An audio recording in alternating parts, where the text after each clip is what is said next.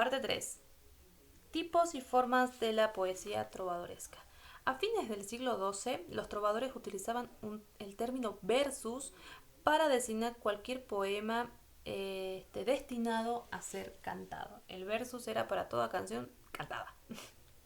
Empezaron a adjudicar nombres específicos a los tipos de poemas. Por ejemplo, la famosa chanson en idioma francés, ¿sí? O si no, también se la podría decir como canso o chanson en dialecto nórdico. Estas canciones eran puramente de amor, canciones destinadas al amor,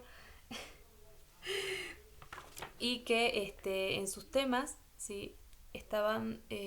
Contaban el amor cortés de la época, ¿no? Ese amor idealizado, a veces inalcanzable, muy prohibido entre los nobles quizás, o si no entre un caballero y una dama noble. Por ejemplo, un ejemplo de amor cortés es entre la reina Guinevere o Ginebra, si mal no la pronuncio, y el caballero de la mesa redonda Lancelot de el rey Arturo, que nunca se sabe si realmente se concretó algo de su amor, pero ahí está un ejemplo del amor cortés.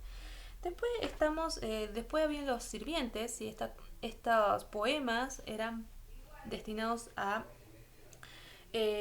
una canción de servicio, bien, y generalmente cantaban, ¿sí? Su tema principal era la sátira personal, literaria o moral. No eran canciones de amor, no, para nada.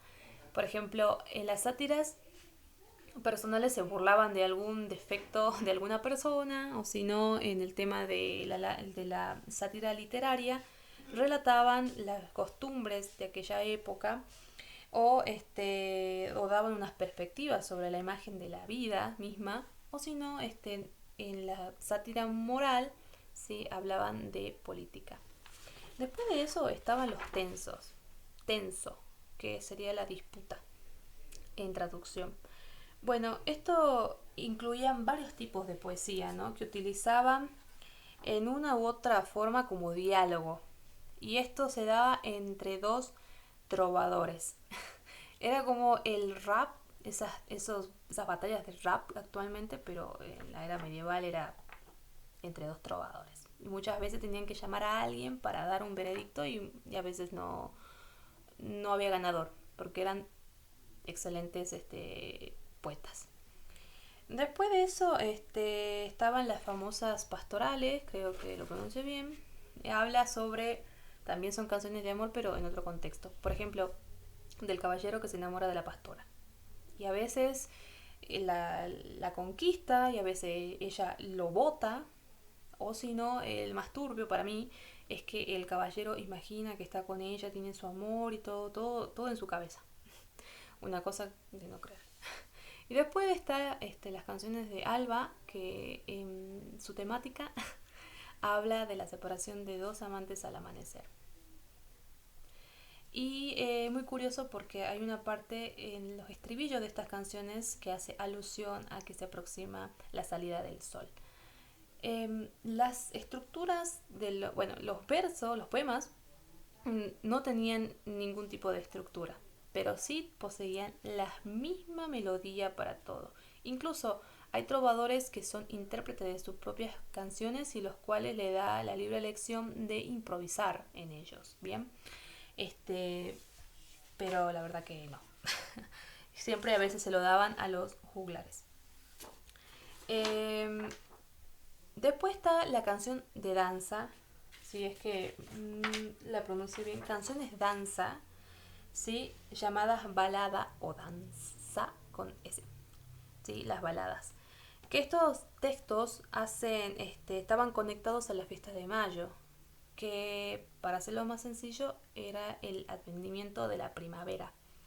Los trovadores solo produjeron un número reducido de este tipo de canciones que celebraban con alegría, por supuesto, y que también los corales y la danza tenían, vale la redundancia, mucha importancia, por eso se llamaban canciones de danza.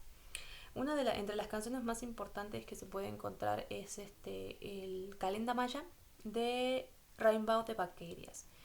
Y este poeta, sí, en uno de sus viajes, escuchó una de estas canciones tocadas por unos juglares y se inspiró para hacer el Calendamaya, que habla específicamente del poeta que le dedica la canción a una mujer noble para hacerle sentir cero al marido. O sea, creo que el tema principal es hacer sentir celoso al marido a través de la canción dedicada a la mujer, a la señora. Bueno, entre los años 1140 y 1220 fue la cúspide y el florecimiento del arte trovador, pero su declive comenzó gracias a la famosa cruzada de albigense, patrocinada, dirigida y sustentada por su eminencia, santidad, el Papa Inocencio III. Porque él decía que en el sur de Francia la situación de las personas no era bastante favorable porque eran herejes.